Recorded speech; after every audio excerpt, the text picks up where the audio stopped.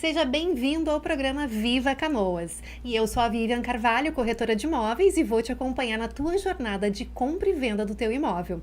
E, junto com o Jornal Ultimaneiro, vou te trazer assuntos relacionados ao mercado imobiliário. E hoje o assunto é bem interessante, é uma prática de todos os dias do mercado, due diligence. E para me acompanhar e traduzir essa expressão, eu convidei então a advogada Samantha Kumbach, que é advogada e especialista em direito imobiliário. Seja bem-vinda, Samantha. Obrigada. Samantha, então assim, para a gente começar esse assunto de forma bem simples e prática, o que é o due diligence no mercado imobiliário? Bom, a due diligence é uma expressão que veio, importada dos Estados Unidos, é uma expressão inglesa e, na verdade, ela significa a devida diligência ou uma diligência com cautela. Né? E qual é o objetivo, então, dessa due diligência? É justamente tu fazer todas as pesquisas relacionadas aos riscos que aquela operação imobiliária, seja de compra e venda, seja de locação, seja uma contratação, vá ter, garantindo que os contratados, o contratante, esteja seguro juridicamente. Ah, sim. Então, é uma segurança para as partes, Para então. as partes, exatamente. E em que momento que ela entra no processo da compra e venda? Na compra e venda, ela tem que acontecer antes das partes terem negociado todas as questões contratuais. Porque qual é o objetivo? É avaliar todos os riscos que aquele imóvel possa ter para quem está adquirindo. E quais os riscos que aqueles vendedores têm. Porque o imóvel muitas vezes responde por dívidas que os proprietários possuam. Então, ela tem que acontecer muito antes de decidirem fazer a pactuação do contrato. Então, na verdade, antes mesmo da pessoa querer colocar à venda o seu próprio imóvel, a imobiliária, então, que pega esse imóvel para vender, deveria, então, já ter feito esse checklist, essa averiguação. Exatamente. Para daí, então, colocar no mercado para não haver riscos. A minha sugestão seria que a imobiliária, quando ela adquire esse contato com o vendedor e ele vai lá e passa a matrícula do imóvel, que a imobiliária já realizasse e já fizesse essa prévia, para garantir que ela esteja colocando no mercado e divulgando um imóvel que é seguro para qualquer cliente interessado adquirir. Para não haver surpresas. Exatamente. E por que esse termo, que parece ser tão do mundo corporativo, né? Porque é uma expressão, assim, ele é tão importante também para os negócios das pessoas físicas? Porque a pessoa física também pode estar adquirindo um imóvel que tem risco e que tem débitos. Porque normalmente a pessoa se interessa pelo apartamento, pelo terreno, pela casa, pelo que ela está a fim de comprar, o corretor apresenta e no fim das contas as pessoas se preocupam só com o preço que elas vão pagar. Ou seja, se elas têm condições de pagar aquela totalidade ou até uma parcela, se é um financiamento, e não muitas vezes ela fica preocupada com quais os riscos que aquele imóvel tem. Claro que quando é uma compra através de financiamento imobiliário, o banco já solicitou essas certidões, então acaba que por isso que é mais seguro quando é financiamento. Mas quando é uma compra e venda, em que a pessoa, de certa forma, vai fazer uma escritura de compra e venda ou vai pagar à vista, ela precisa realizar isso. E muitas vezes não é uma prática que o mercado faça. E as pessoas também não têm aquele hábito de vou procurar um advogado especialista em direito imobiliário para fazer essa verificação. E, claro, os especialistas em direito imobiliário têm um conhecimento maior, mas um advogado civilista, que é assim que a gente também se classifica, ele também tem o conhecimento de verificar os riscos. E muitas vezes não é uma má vontade dos corretores, mas às vezes a avaliação deles do risco fica mais com relação aos débitos tributários que o imóvel possa ter. E o imóvel tem uma série de outros riscos. Pode aquele vendedor possuir uma dívida, uma ação, seja trabalhista, cível, em que possa futuramente esse imóvel responder, ou até mesmo a venda desse imóvel ser considerada uma fraude a credores, porque pode estar respondendo por essa dívida. Sim, então, na verdade, é uma verificação bem minuciosa. Exatamente. Porque não é só uma CND, que é uma certidão negativa de débito, enfim. Vai muito além, então. Eu brinco que a gente vai lá ver o DNA do imóvel, né? E vai verificando tudo, todos os débitos tributários, todas as ações judiciais que aquela parte possa responder e até mesmo toda a leitura da matrícula para garantir que aquele imóvel está exatamente descrito, está com todas as informações possíveis, que não tem, de repente, um usufruto naquele imóvel, que não tem uma penhora. né? Que não tem uma hipoteca, que não tem Nossa. nenhuma dívida. Quando a gente tira as matrículas, os imóveis, as certidões, que nem ao mesmo tempo que a gente tira a matrícula do imóvel atualizada no registro de imóveis e a gente pede a certidão de ônus e rei persecutória, é com o objetivo de garantir que não tem nenhum débito já ali. Por isso que é muito importante tirar esses documentos atualizados. Sim. Além disso, essas certidões normalmente têm validade de apenas 30 dias. Sim. Porque depois disso já pode ter uma nova anotação. Sim, e tu acredita que o mercado imobiliário está preparado para todas essas exigências que eu digo assim, para passar uma tranquilidade para quem vai fazer uma negociação? Eu acredito que apesar da boa vontade dos corretores e dos profissionais da área, as pessoas ainda têm aquela mania ou aquele jeitinho que a gente costuma dizer brasileiro de querer tudo rápido, agilizado e querer minimizar os custos. Eu costumo dizer que quando a gente é preventivo, isso não sai caro. Sim. É verdade. E até porque, assim, a gente também tem a história do ChatGPT, né? Que ele é o grande consultor da maioria dos profissionais de qualquer segmento, né? Muitos recorrem ao ChatGPT, né? Para simplificar alguma iniciativa que tenha que ir mais a fundo também. E para reduzir custos também. Também tem isso, né? Mas em negócios como, por exemplo, loteamentos, empreendimentos comerciais e até leilões, ele também se faz necessário, então. Isso, exatamente. Sempre que envolver uma compra e venda, uma fusão de empresa em que envolve imóveis, uma contratação, até mesmo uma contratação que não seja relacionada a uma compra e venda, ou até a contratação de um prestador, é muito importante fazer a due diligence, porque ela vai poder dizer os riscos nos quais as partes estão ingressando. Na minha atuação jurídica, eu realizo em toda e qualquer operação que entre no escritório. Se eu tiver que realizar um contrato de compra e venda, mesmo que a parte não tenha me pedido, eu só vou enviar para ela a minuta de compra e venda depois de já ter realizado. Se for uma locação, eu também vou realizar. Se for um contrato de prestação de serviço, mesmo que seja, a pessoa me contratou porque ela quer que eu faça um contrato de pintura da sua residência. Igual eu vou verificar se aquela empresa tem condições de ocorrer a contratação e quais são os riscos que ela vai ter. Entendi. Então, por exemplo, assim, eu vendi um imóvel como corretora, eu te contratei para tu confeccionar o contrato. E isso já vai estar incluído nos teus serviços. Já vai estar incluído nos meus serviços. Eu vou tirar... Indiscutivelmente. Indiscutivelmente. Quando eu passar para ti os honorários para fazer um contrato de compra e venda, eu vou realizar toda essa análise pesquisa. E vou também fornecer, através de um parecer, informando quais foram os riscos encontrados.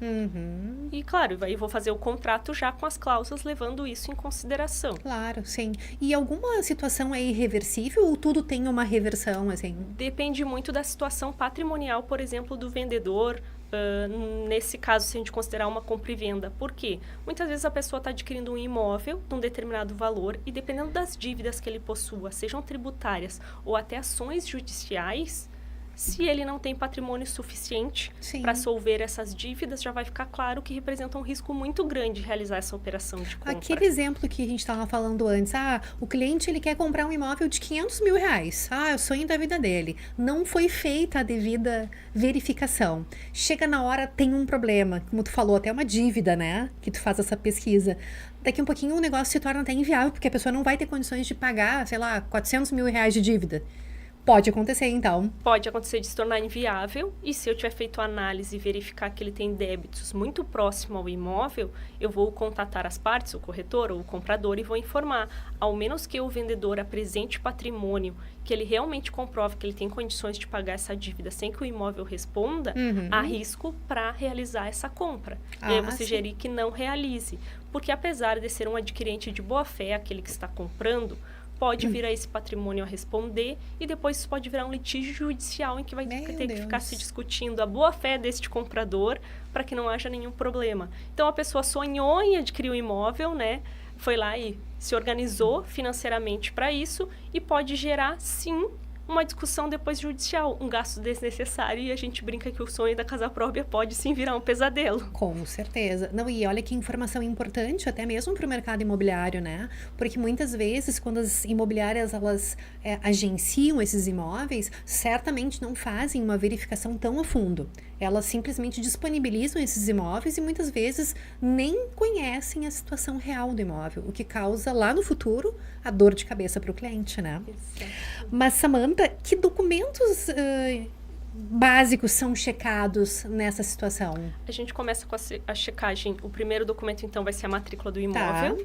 A partir da matrícula do imóvel, a gente vai conseguir avaliar quem exatamente está ali como proprietário registral. E analisando esse proprietário registral, a gente vai tirar a certidão de todos os órgãos, a gente costuma dizer. Da prefeitura, certidão do Estado e da Receita Federal, para ver se não há nenhum débito tributário. Depois a gente vai tirar certidões em todos os tribunais. Inclui a Justiça Federal, a Justiça Estadual, demais órgãos que tratam de questões ambientais, e vai tirar todas essas certidões para poder fazer toda essa análise da situação dele. A gente também vai tirar as certidões de protestos, vai tirar o nome dele no Serasa para garantir que ele não tenha demais em débitos ou informações. E muito importante é que, se for uma pessoa jurídica, a gente vai tirar da pessoa jurídica e dos sócios, para garantir que não venha a ter nenhuma responsabilização. E muito importante, relacionado a se é uma pessoa física que é casada, a gente também vai tirar do cônjuge. Do cônjuge também. Porque tem a relação do regime de bens, que também é necessário garantir que o marido ou a esposa não esteja com débitos que possa aquele imóvel vir a responder. Sim, entendi. E pode ser de uma via de duas mãos, por exemplo, assim, isso tu vai fazer para uma das partes, né? Que seria a parte, então, lá do imóvel, para saber se ele tá tudo certinho. Mas aquela pessoa que tá lá, ela também pode saber do outro lado, eu digo dos dois lados também. Porque assim, eu quero comprar e ele quer vender, né? Então eu vou verificar aquele imóvel que eu quero comprar. Mas a pessoa também, eu quero vender, eu também tenho que ser analisada, né?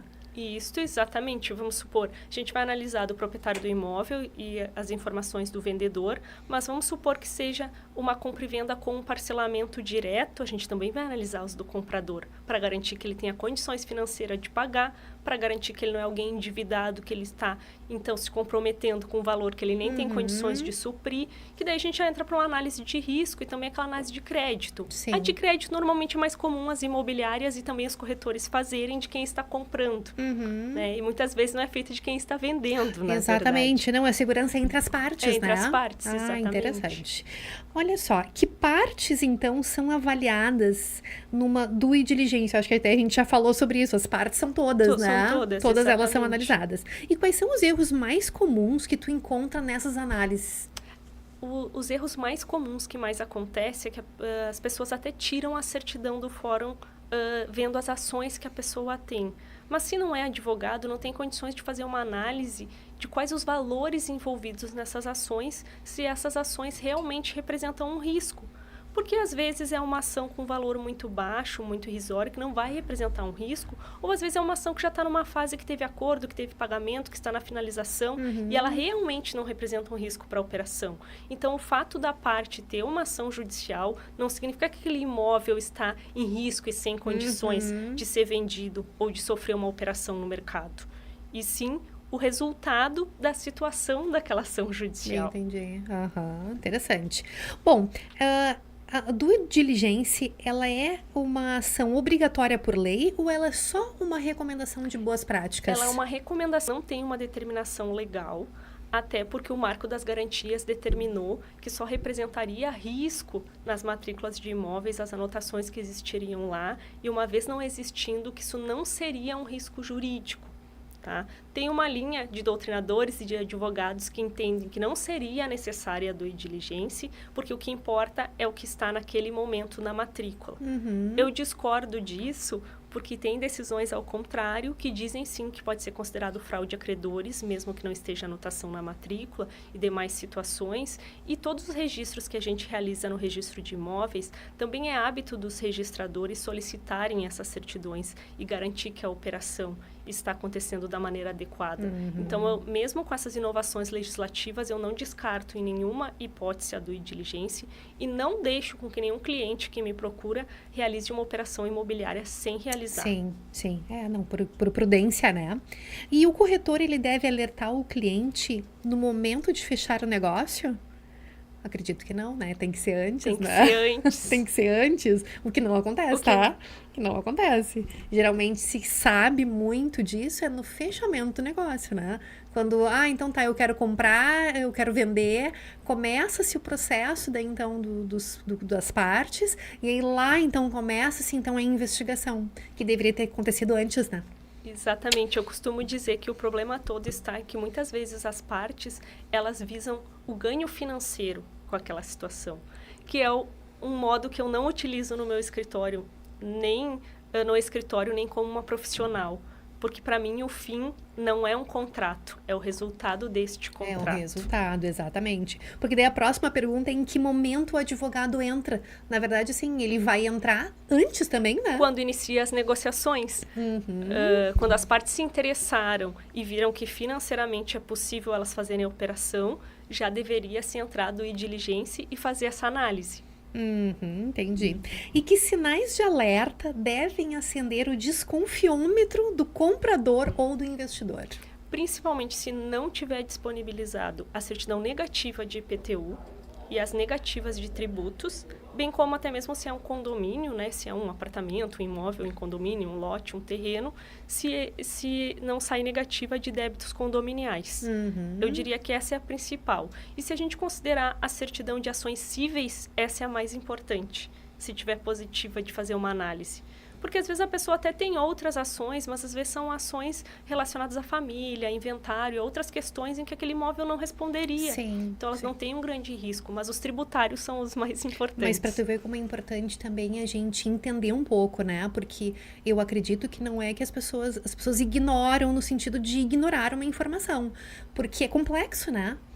Para uma pessoa leiga, ela não sabe de tudo isso, né? Quem deve ter esse papel realmente é quem está na ponta, que são as imobiliárias, os próprios corretores de imóveis. Eles precisam entender sobre esse processo, né? Até para resolver o problema de todos, né? Que sinais... Bom, qual seria o custo-benefício de contratar uma due diligence comparado ao risco de não fazer? Eu sempre digo que o barato não sai caro. E se a gente analisar as horas técnicas de um advogado realizando essa due diligência, né, tirando as certidões, fazendo o parecer, dizendo se aquele negócio está apto, eu diria que é 5 vezes menor do que o custo que tu vai ter com uma ação judicial depois discutindo um imóvel que tinha risco. E, por exemplo, Samantha, é muito tempo que é dispensado para essa análise? Diga assim, eu preciso de 1 semana para saber tudo.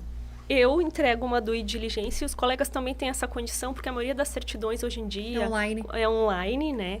Então, a gente tem condições de, em 48 horas, responder, 2 dias, fazer a análise, tirando todas as certidões. Aí, o que vai impactar nessa análise maior? É se a pessoa tiver muitas ações judiciais, porque daí a gente vai ter que analisar essas ações. E aí, pode ser que isso demande mais tempo, porque, né, os processos judiciais têm diversos tamanhos de acordo com a fase em que eles se encontram. E também começa a ser uma discussão, né? Isso, eu digo também se a pessoa vai ter condições de resolver, se não vai ter.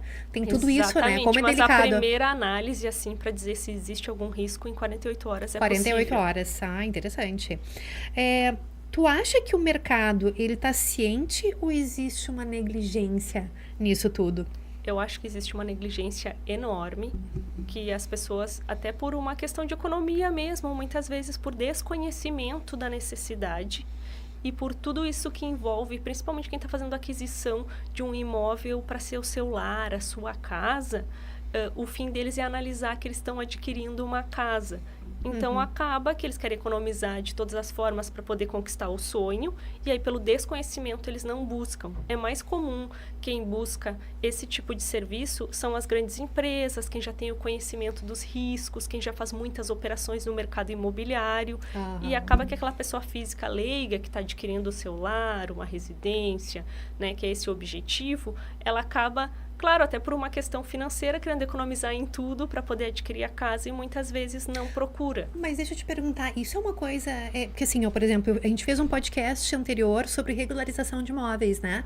E aí também foi um assunto legal, porque as pessoas também entenderam que pra gente regularizar um imóvel hoje e deixar para ele voltar ao mercado e poder ser vendido, que gera em torno de 10% do valor do imóvel para regularizar. Então, sei lá, a gente pega um imóvel de 300 mil, 30 mil, a pessoa vai saber que ela entende, né, que ela precisa dispor daquele valor para regularizar o imóvel, para tocar a negociação. Nesse caso de uma due diligência, é muito inviável, muito impraticável, representa algo muito... Não, eu poderia dizer que realizar a due diligência representa, no máximo, 2% do imóvel. Do valor do imóvel. Nem isso, às vezes. É. 0,5% tu consegue fazer uma boa Sério? diligência, tirando todas as certidões e as horas técnicas do advogado, de fazer toda a avaliação e te entregar um parecer. Mas aí, no caso, esse percentual, quando não existe nenhuma complicação. Existindo complicações, aí o valor vai aumentando, porque daí tem os teus honorários, é isso? Mas existindo complicações que sejam para uma contratação de regularização desses problemas, mas se sejam só para avaliação e só poder para uma análise. dizer, daí não vai ter esse acréscimo considerável. Entendi. Bom, e quais os cuidados que um investidor que compra à distância deve ter hoje em dia? Porque tudo é internet, hoje tudo é online, né? E tem muitas plataformas, tem muitas promessas.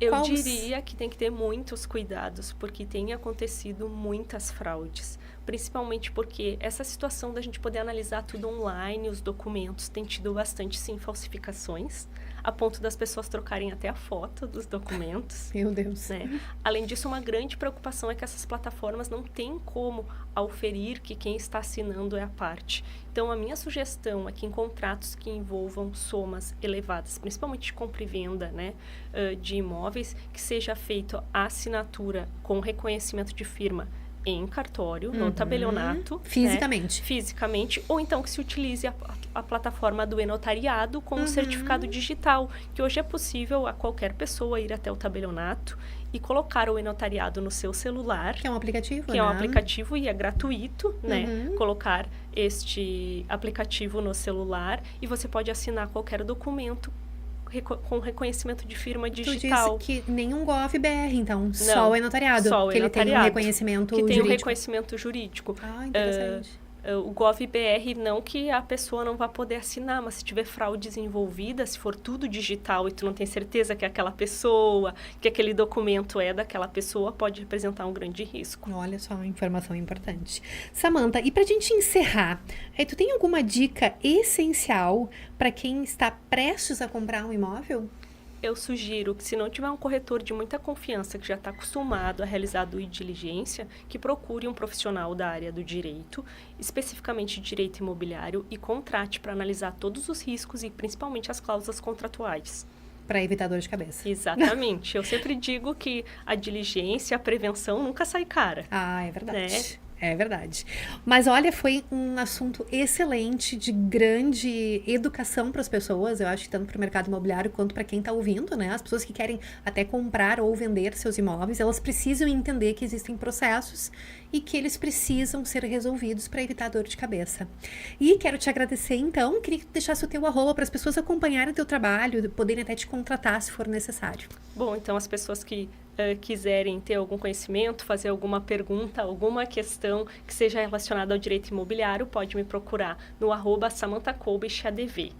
Legal. E eu sou a Vivian Carvalho, corretora de imóveis, e o meu @ é corretora Vivian Carvalho. E fique, então, comigo nos próximos episódios. Fechou. Foi rápido, foi rápido. Deu 23. Mas falamos que tinha que Acho falar, que né? falamos o que tinha que falar, acho que não faltou nada. Não, acho que não faltou